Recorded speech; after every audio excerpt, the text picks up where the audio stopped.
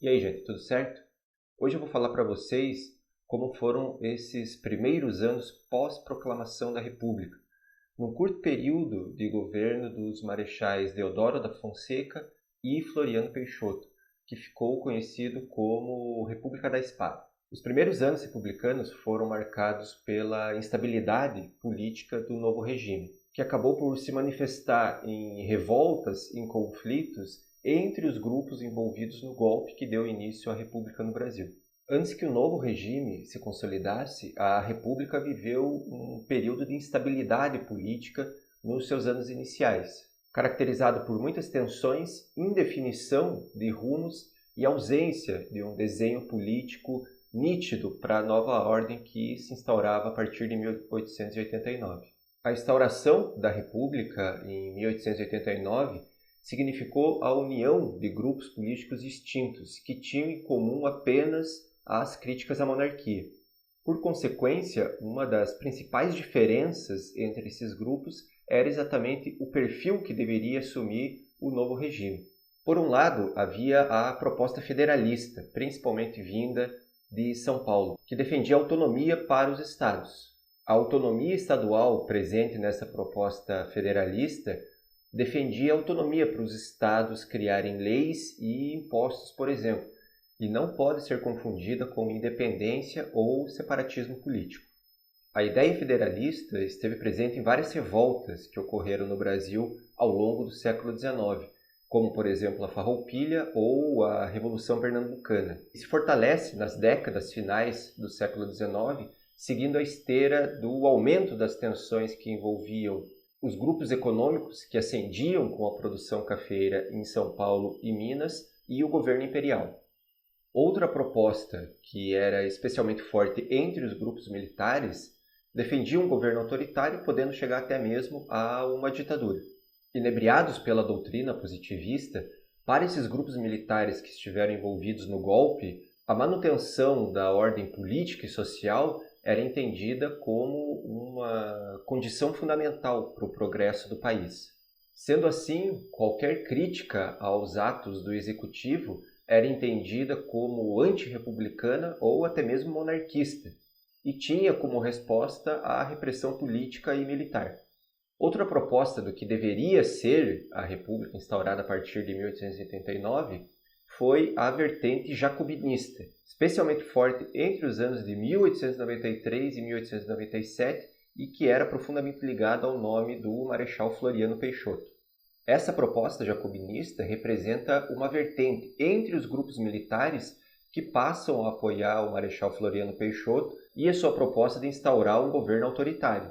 As dificuldades relacionadas à estabilidade política desses primeiros anos republicanos, bem como os diversos projetos de como deveria se configurar o novo regime, mostram que a convergência entre esses grupos envolvidos na proclamação da República foi apenas circunstancial.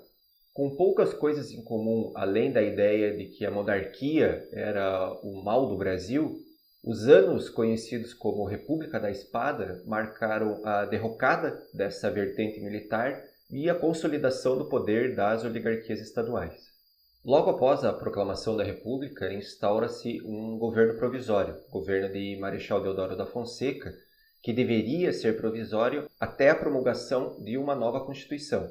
A composição do ministério do Deodoro da Fonseca mostra uma tentativa de aglutinar diferentes tendências dentro desse cenário republicano. O ministério dele vai ser formado por republicanos que vinham dos estados mais poderosos, republicanos históricos e também republicanos de última hora, os chamados republicanos de 16 de novembro. Somente em junho de 1890 foram convocadas eleições para formar a Assembleia Constituinte e em fevereiro de 1891 foi promulgada a nova Constituição brasileira, com inspiração bastante forte da Constituição dos Estados Unidos. As principais características da Constituição promulgada em 1891 eram o federalismo, a acentuação do executivo, a ideia de divisão dos poderes, executivo, legislativo e judiciário, a separação entre igreja e Estado e o critério de alfabetização para permitir ou não o direito ao voto. Além dessas características, existia ainda previsto na Constituição o direito a habeas corpus, que era uma prerrogativa inexistente durante o período monárquico e que se configurava aí então como um critério fundamental para a aquisição da cidadania. Existia também a cláusula pétrea, que impedia qualquer tentativa de retorno à monarquia. Os membros dessa Assembleia Constituinte, além de fazer essa nova Constituição, elegeram também o presidente e o vice. Como presidente foi eleito, então, o velho Marechal Deodoro da Fonseca e como seu vice foi eleito o Marechal mais jovem, Floriano Peixoto. O governo constitucional de Deodoro da Fonseca durou muito pouco, de fevereiro a novembro de 1891. Os constantes desentendimentos entre o perfil militar de Deodoro da Fonseca e o perfil mais civilista dos congressistas evoluiu para o impasse político e para a perda de legitimidade do governo do Deodoro da Fonseca. Nesses poucos meses de governo constitucional do Marechal Deodoro, ainda houve tempo para uma crise econômica, a crise do encilhamento, provocada pela emissão desenfreada de papel moeda, de dinheiro, que tinha como objetivo promover a modernização do país. O resultado dessa política de emissão monetária, então, foi uma forte inflação e uma bolha especulativa na Bolsa de Valores. Essa mistura de crise econômica com crise política acabou evoluindo para a renúncia do Marechal Deodoro da Fonseca. No último ato autoritário, o Marechal Deodoro tenta dar um golpe dentro do próprio golpe que instaurou a República, dissolvendo o Congresso e decretando o estado de sítio. Resistindo a essa tentativa de golpe, o Congresso e os setores organizados da população acabaram por obrigar o Marechal Deodoro a renunciar em nome do seu vice, o Marechal Floriano Peixoto. A substituição de Deodoro por Floriano apenas radicalizou esse período e aumentou as tensões entre os grupos políticos envolvidos, dando bem a ideia do que viria. O primeiro ato do Marechal Floriano Peixoto na presidência foi substituir todos os governadores dos estados por nomes leais a ele. Apesar da mão de ferro contra os seus adversários políticos, a figura do Marechal Floriano Peixoto nutria certa simpatia, principalmente entre os grupos mais pobres da população. O controle do preço dos aluguéis e dos alimentos na capital federal, no Rio de Janeiro, foi uma das suas bandeiras políticas e acabou por situá-lo num discurso que buscava demonstrá-lo como um defensor do povo, como um inimigo dos especuladores.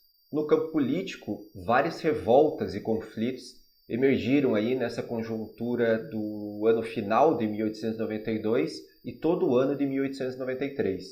A primeira delas, a Revolução Federalista, que teve início no Rio Grande do Sul, envolveu a rixa entre grupos locais de federalistas e governistas, mas acabou por extrapolar as fronteiras do estado do Rio Grande do Sul e revelar um antagonismo entre forças pró-Floriano Peixoto e as contrárias a ele. Os dois lados tingiram de sangue todo o estado do Rio Grande do Sul com milhares de degolas essa que depois serão utilizadas também na própria Revolta de Canudos. Até o fim de 1893, o avanço das tropas federalistas, portanto contrárias ao governo de Floriano Peixoto, foi impressionante. Entre outubro e dezembro, os federalistas avançam pelo Planalto do Rio Grande do Sul e encontram os revoltosos da Revolta da Armada em Desterro, Santa Catarina. E em dezembro chegam a Curitiba, onde instauram um governo provisório. O avanço das tropas federalistas e o seu conflito com as tropas governistas acabou resultando no famoso Cerco da Lapa, onde por um mês as tropas governistas buscaram resistir ao avanço dos federalistas. Apesar de derrotados, os eventos que marcaram o Cerco da Lapa acabaram por dar novo ânimo às tropas governistas. A outra revolta, conhecida como Revolta da Armada, ocorreu no Rio de Janeiro e envolveu uma sedição na Marinha contra Floriano Peixoto. Nesse momento, a agitação política na cidade do Rio de Janeiro era muito forte e os principais assuntos eram a participação dos militares na política e uma tentativa de manobra de Floriano Peixoto em fazer uma reforma constitucional e permitir a sua reeleição. Os bombardeios à cidade do Rio de Janeiro e Niterói em setembro de 1893 foi o ápice desse movimento que pretendia tirar Floriano Peixoto do poder. Acusados pelo governo de monarquistas, gradualmente a revolta da Armada perde a simpatia da população. É aí que esses revoltosos saem do Rio de Janeiro e vão se juntar então à Revolução Federalista em Desterro, Santa Catarina.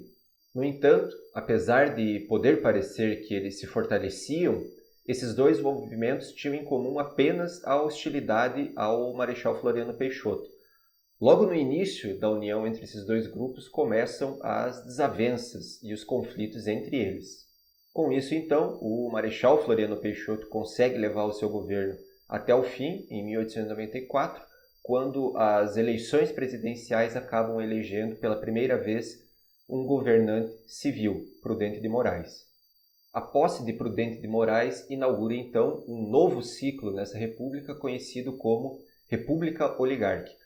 Mas isso é assunto para os nossos próximos capítulos. Até lá. Tchau.